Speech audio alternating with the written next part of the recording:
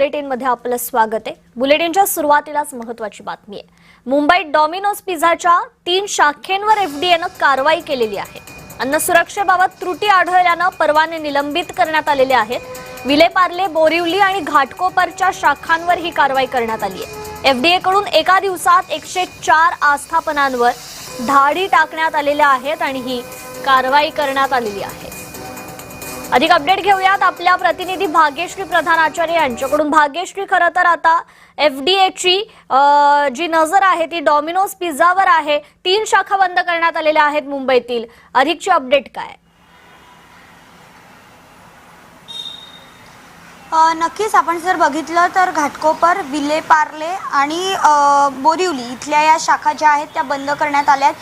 विशेषतः त्यांनी असं सांगितलंय की ज्या स्वच्छतेचे नियम जे आहेत ते त्यांनी पाळलेले नव्हते, पेस्ट कंट्रोल केलेलं नव्हतं, काही भांडी जी आहेत ती तशीच खरकटी पडलेली होती असं त्यांचं म्हणणं होतं। एकंदरीतच स्वच्छता नसल्याने या तिन्ही शाखा ज्या आहेत त्या बंद केल्याचा दावा एफडीएने केलाय। आपण बघतोय की सध्या एफडीएवर देखील कोर्टात केसेस सुरू आहेत। गेले अनेक दिवस म्हणजे ज्या दिवशी तुकाराम मुंडे तिथे आयुक्त म्हणून आले त्या दिवसापासून त्यांनी कारवाई जी आहे ती अगदी सक्रिय केलेली आहे। त्यामुळे अगदी पारशी डेअरी सारख्या डेअरीवर सुद्धा कारवाई झाली होती। आता काही दिवसांनी आपण बघतोय की त्या डेअरीने देखील त्यांचे जे नियम आहेत ते सगळे पूर्ण करून पुन्हा एकदा ती डेअरी जी आहे ती सुरू झालेली आहे। आणि अशातच आता पुन्हा डॉमिनोज सारख्या एका मोठ्या कंपनीवर अशा पद्धतीची कारवाई होणं, कारण डॉमिनोज हे अत्यंत परवडणारं ठिकाण आहे। सगळेच त्या ठिकाणी पिझ्झा खायला जात असतात, लहानांपासून ज्येष्ठांपर्यंत हे ठिकाण जे आहे ते बसण्यासाठी देखील अत्यंत प्रिय आहे। त्याच्यामुळे तिथे गेल्यानंतर कोक असेल किंवा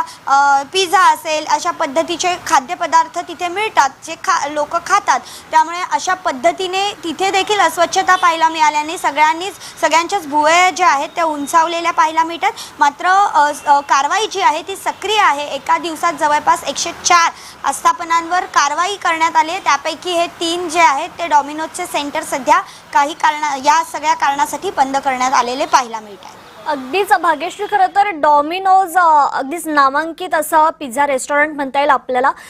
आणखी काही असे नामांकित जे रेस्टॉरंट आहेत त्यांच्यावर आता एफडीए कारवाई करणार आहे का? या संदर्भात काही अपडेट?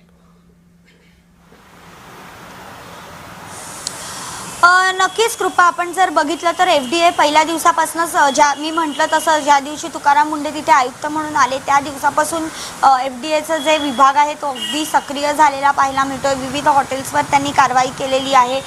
पौर्णिमासारख्या मोठ्या हॉटेल्सचा देखील त्यामध्ये समावेश आहे असं सांगतात। मात्र आपण बघतोय की त्यानंतर हे सगळे हॉटेल मालक जे आहेत ते न्यायालयात देखील गेलेले आहेत। त्यामुळे त्या ज्या गोष्टी आहेत त्याच्या ज्या सुनावण्या आहेत त्या सगळ्या सुरू आहेत।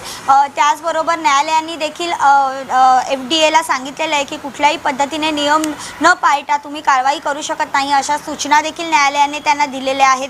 त्यामुळे अजून किती आस्थापनांवर अशा पद्धतीची कारवाई होते हे बघणं देखील तितकंच महत्त्वाचं आहे।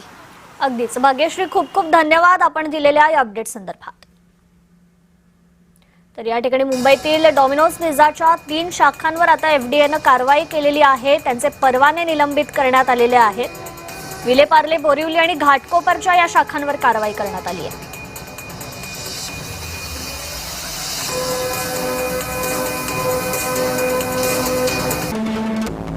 डॉमिनोजच्या कोणत्या आउटलेटवर परिणाम झालाय? विलेपार्ले पश्चिम, बोरिवली पश्चिम, R city mall, Ghatkopar, Malkapur, Karad आणि सातारा